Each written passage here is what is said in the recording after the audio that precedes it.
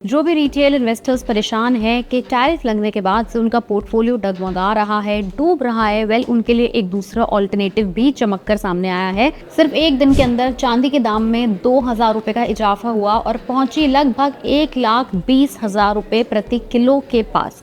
27 अगस्त 2025 को steep price increase हुआ और बहुत ही रेयर देखने को मिलता है कि एक दिन के अंदर इतना शार्प प्राइस राइज भी हो। एंड सिर्फ सिल्वर ही नहीं, गोल्ड में भी शाइन वापस आ गई है। एक दिन के अंदर लगभग 500 रुपए का इजाफा हुआ रेट के अंदर और सोना पहुंचा लगभग 1,01,270 रुपए के करीब। वेल अब ऐसा हुआ क्यों?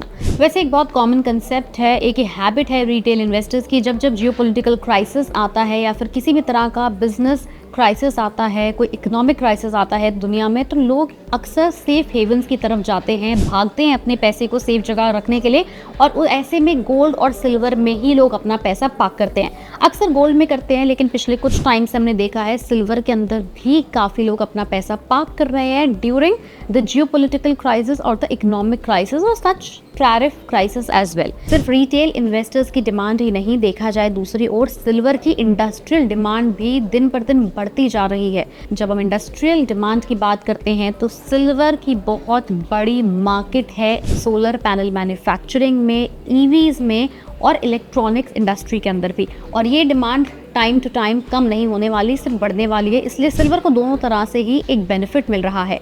ऐसे में अगर आप एक रिटेल इन्वेस्टर हैं और भारी मात्रा में सिल्वर नहीं भी खरीदना चाहते, छोटे अमाउंट में खरीदना चाहते हैं, तो आप अपने डीमैट अकाउंट की मदद से, किसी भी ऑनलाइन ट्रेडिंग प्लेटफॉर्म की मदद से छोटे छोटे ETF में भी इन्वेस्ट कर सकते हैं। वेल ETF के अंदर बहुत छोटी मिनिमम इन्वेस्टमेंट अमाउंट की रिक्वायरमेंट है, कहीं 50 रुपए है तो कहीं 100 रुपए है, तो आप चाहें तो कहीं सिर्फ 500 रुपए में भी सिल्वर के अंदर इन्वेस्ट कर सकते हैं। वैसे तो मार्केट में फिलहाल बहुत सारे सिल्वर ETF मौजूद है, लेकिन हम एग्जाम्पल के तौर पे 4 की बात करेंगे। नंबर 1 है निप्पॉन इंडिया सिल्वर ETF, जिसने 3 महीने में लगभग 17.94% रिटर्न दिया है और जनवरी से अब तक 33.46% का रिटर्न दिया है। नंबर 2 इस लिस्ट में है HDFC सिल्वर ETF, जिसने पिछले 3 महीने में लगभग 19.24% रिटर्न दिया है और जनवरी से अब तक 34.19% रिटर्न दिया है। Next in the line is Tata silver ETF, 3 months में 19.48% रिटर्न एंड जनवरी से टिल डेट 34.51% रिटर्न।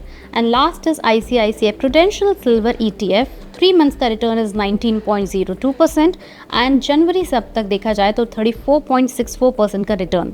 हमने एग्जाम्पल के तौर पे सिर्फ और सिर्फ 4 ETF की परफॉर्मेंस आपको बताई है, कंपेयर की है, लेकिन मार्केट में ऐसे बहुत सारे और ETF मौजूद हैं। आप चाहे तो अपनी सेल्फ रिसर्च करें, डीप रिसर्च करें, लेकिन अगर अपने पोर्टफोलियो को बैलेंस करना है, डाइवर्सिफाई करना है, तो सिल्वर ETF को स्पेशली ऐसे जियोपॉलिटिकल और ऐसे टैरिफ वाले क्राइसिस में ज़रूर ऐड करें।